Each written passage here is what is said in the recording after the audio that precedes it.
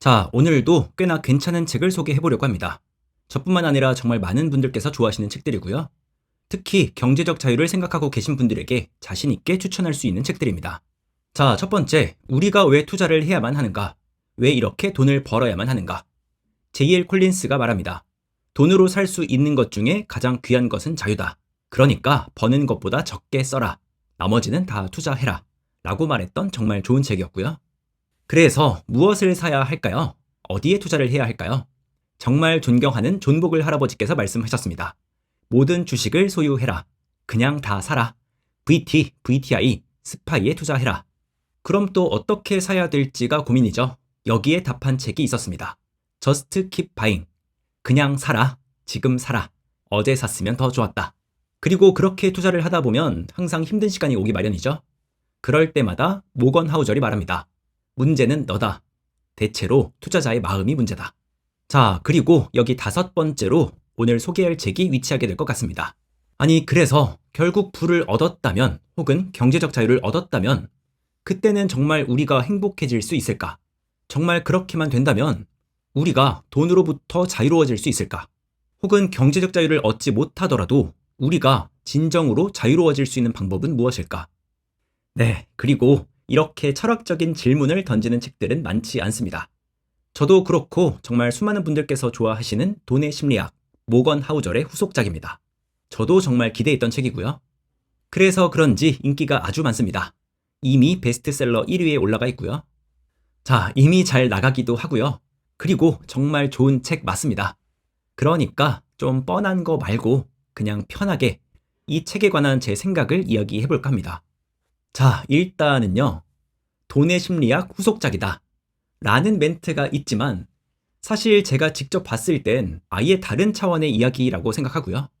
한국 제목은 돈의 방정식, 영어 원제는 돈 쓰기의 예술 혹은 소비의 기술 정도로 번역할 수 있을 텐데요. 사실 저는 이게 조금 불만이긴 합니다. 책을 읽었던 제가 느끼기로는 여기서 돈이 빠져도 괜찮지 않나 싶고요. 오히려 조연이 아닐까 생각합니다. 아마 제가 다시 그 키워드를 뽑아 본다면요. 행복의 방정식이라거나 아니면 돈이나 외부적 시선, 평가 등에서 벗어나 진정한 자유, 독립을 얻는 방법이라거나 돈에 지배당하지 않는 삶 혹은 끝없이 부를 추구하는 게 아니라 일정한 선에서 멈출 수 있는 그래서 결국 스스로에게 스스로의 삶에 집중할 수 있는 충분함의 미학이라거나 또는 자본주의판 초인이라고 할까요? 이렇게 세속적인 세상 가운데서도 그저 스스로를 끊임없이 극복할 수 있는 그런 존재로 살아가거나 자, 그러니까 책에 담긴 진짜 메시지를 보자면요. 사실은 돈이 아니라 인생이나 행복의 본질에 대한 통찰이 아닐까 싶습니다. 아마도 제 생각에는요. 이 모건 하우절 아저씨가 다들 아시는 것처럼 굉장한 베스트셀러 작가가 되셨거든요. 그러니까 인기도 굉장히 많고 또 그래서 셀링 파워도 있단 말이죠. 그래서 지금쯤에야 사실 진짜로 하고 싶었던 이야기들을 풀어낸 게 아닐까 생각합니다. 어떻게 보면 돈의 심리학에 비해선 뭐랄까 그 돈을 버는 것에 대한 이야기는 아닙니다. 그러니까 일반적으로 잘 팔리는 이야기는 아니거든요. 하지만 그럼에도 이제는 이러한 이야기 또한 읽게 만들 수 있는 작가님이 되신 것 같다. 그리고 저는 개인적으로 이러한 행보가 또 이러한 내용들이 아주 매우 마음에 듭니다. 그리고 이게 제가 책을 2번 이상 읽으면서 특히 좋았던 부분만 적어놨던 내용입니다. 이게 저작권의 문제가 될 수도 있기 때문에 많은 내용을 다 다루지 못하는 건 아쉽지만 일부 내용만 좀 살펴보겠습니다. 자, 먼저 이 돈과 행복을 철저하게 구분짓는 내용이 있습니다. 행복이란 걸 사랑하는 가족, 건강, 좋은 친구들, 혹은 하루 8시간의 수면, 바르게 잘 자란 아이들로 단순화한다면 돈의 역할이 얼마나 제한적인지 깨달을 것이다. 하지만 당신이 이미 불행하다면 돈이 더 많아진다고 해서 결코 행복해지지는 않을 것이다. 반면 돈을 더 많이 써서 행복해진다면 그건 대체로 간접적인 이유 때문이다. 크고 화려한 집을 사면 행복할 수 있다. 하지만 진정한 행복을 안겨주는 건 집이 아닌 그들과 함께 보내는 시간이다. 저는 특히 이 부분이 좋았다고 생각하고요. 한번 예시를 들어보겠습니다. 자, 여기서부턴 사심이 조금 들어갑니다. 포르쉐 카이멘 GTS 4.0입니다. 네, 마지막 NA, 마지막 자연흡기 모델입니다. 정말 얼마나 좋을까요? 여기서 눈을 살짝만 낮춘다면 BMW의 M340i 아마 이 정도가 있겠죠. 네, 실키 6 직렬 6기통 실용성에 퍼포먼스까지 잡았습니다. 겉으로 티가 안 난다는 게 아주 큰 단점이긴 합니다. 자, 그런데 또 내가 싱글이 아니다, 가정이 있다, 그럴 때 욕심을 좀 낸다면 이 340i 투어링이 딱이죠. 사실 정말 아빠들의 현실적인 드림카가 아닐까 싶고요. 거기에 SUV로 본다면 X5, X7, 사실 X4만 해도 정말 예쁘게 잘 빠졌죠. 좋은 차들이 너무 많습니다. 하지만 아무리 좋은 차가 있어도 맨날 혼자서 남산, 북악산, 강변북로, 올림픽대로, 거기에 동부 쪽으로 본다면 중미산, 유명산에 호명산까지, 아무리 차가 좋고 와인딩 코스가 좋아도, 또 내가 아무리 차 환자라고 해도 맨날 혼자서만 다닌다면 결코 행복하지는 않을 겁니다. 그러니까 결국은요, 우리에게 진짜 행복을 주는 그 행복의 본질은 직렬 6기통도 아니고요, 마지막 자연 흡기도 아니고요, 결국 옆자리, 뒷자리에서 그 순간을 함께 보낼 수 있는 내가 사랑하는 사람들, 친구들과의 시간일 겁니다. 자, 물론 여기서 아니라고 하시는 분들도 계실 겁니다. 자동차 환자분들도 계시죠. 네, 제 주변에도 꽤 있습니다. 하지만 이 환자분들, 차쟁이들 또한 차도 차지만 진짜 좋아하는 건 이 같은 환자들끼리 모여서 같이 드라이브 나가고 세차하고, 아니면 드라이브하고 세차하고 카페까지 가고, 결국 이렇게 사람들끼리 모여서 노는 게 재밌는 거 아닐까요? 자, 그러니까 뭡니까? 그 핸들링의 직결감. 내가 정말 BMW 한번 타보고 싶다. 네, 그럼요. 자칭 우주 명차 1 시리즈가 있고요. 요즘 아마 1000만원대 초중반 정도 할 겁니다. 아무래도 요소수가 들어가지 않는 F20 중에서 B47 엔진으로 보시면 더 좋을 거고요. 그리고 현실적으로는, 가장 합리적으로는 당연히 아반떼만한 차가 없다고 생각하고요. 솔직히 정말 요즘 아반떼 보면요, 어디 하나 부족한 게 하나도 없습니다. 남들 신경만 안 쓰면요. 그리고 뼈다구 멀쩡한 차를 잘 고를 수 있다. 그럼 3년 정도 지난 국산 중고차, 이게 최고죠. 잠깐 옆으로 샜지만 뭡니까? 내가 그저 뼈다구만 멀쩡한 중고차를 타더라도 함께 그 시간을 보낼 수 있는 소중한 사람들이 있다면 사실 그것만으로도 충분하다. 그게 행복의 본질이 아니겠느냐. 네, 물론 좋은 차도 있고 행복한 시간도 있으면 더 좋겠죠. 자, 그리고 이어서 저번 돈의 심리학에서도 그랬지만 이번 책에서도 팩폭이 좀 많습니다. 하필 또 차 이야기 다음이라서 좀 죄송한데요. 지성, 유머, 공감, 사랑 등을 통해서 타인의 존중과 존경을 얻어내기 어려운 사람들은 가장 효과가 없는 수단을 동원할 수밖에 없다. 자기가 소유한 물건을 자랑하는 것이다. 내 차를 좀 봐. 하지만 당신의 물건에 관심을 보이는 것은 대개 낯선 사람들이다. 그리고 그가 감탄하는 대상은 당신이 아니라 차다. 네, 그렇습니다.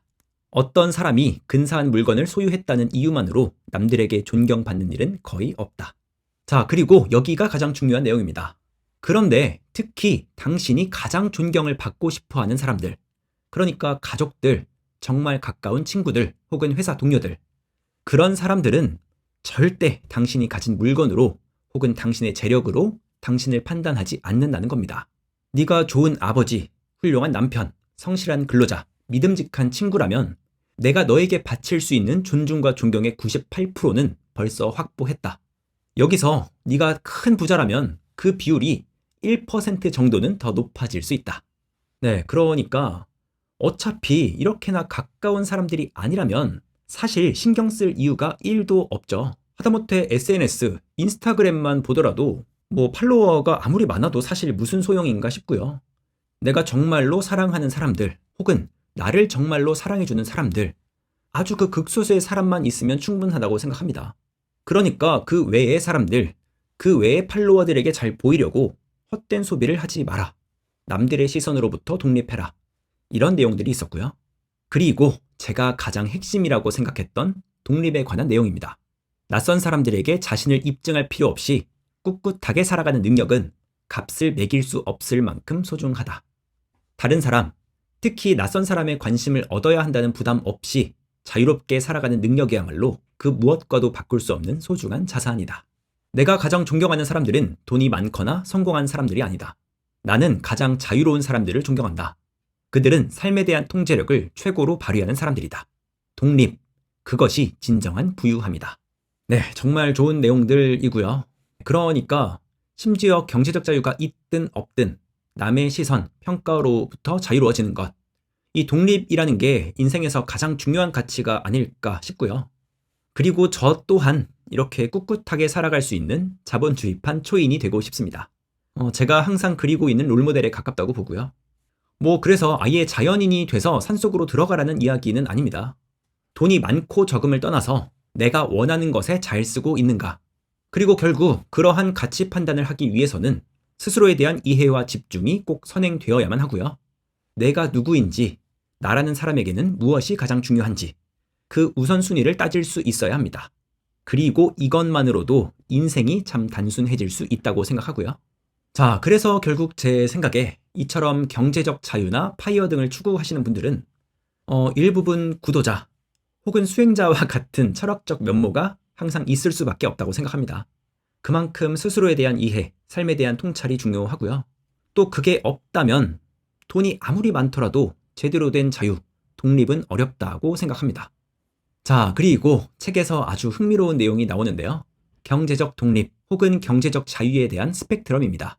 자, 제가 봤을 때 여기 5단계까지는 생계를 위한 최저선에 가깝다고 보고요. 이어서 10단계까지는 아마 일반적인 직장인이라면 대부분 해당될 거라고 봅니다. 자, 그리고 이자나 배당 소득만으로 생활비의 상당 부분을 해결할 수 있는 상태, 혹은 자산을 통한 수익으로 평생 기본 생활비를 충당하는데 문제가 없는 상태. 그러니까 여기 11단계부터가 아마 일반적인 경제적 자유에 해당한다고 보고요. 그리고 지금까지 다뤘던 그러한 고민들, 아마 제 생각에는 딱 여기 6단계 정도부터 한 번쯤 해봐야 되지 않을까 싶습니다. 은퇴 시기가 다가왔을 때는 너무 늦고요. 반대로 이러한 고민들이 먼저 선행된다면 심지어 경제적 자유를 이루지 못한 상황에서도 충분히 삶에 있어서 또 돈에 있어서 지배당하지 않고 일부분 독립할 수 있지 않을까 생각합니다. 자, 돌아와서요. 이제는 제가 앞에서 말씀드렸던 약간은 뜬금없는 이야기들이 조금은 더 와닿지 않으실까 싶습니다.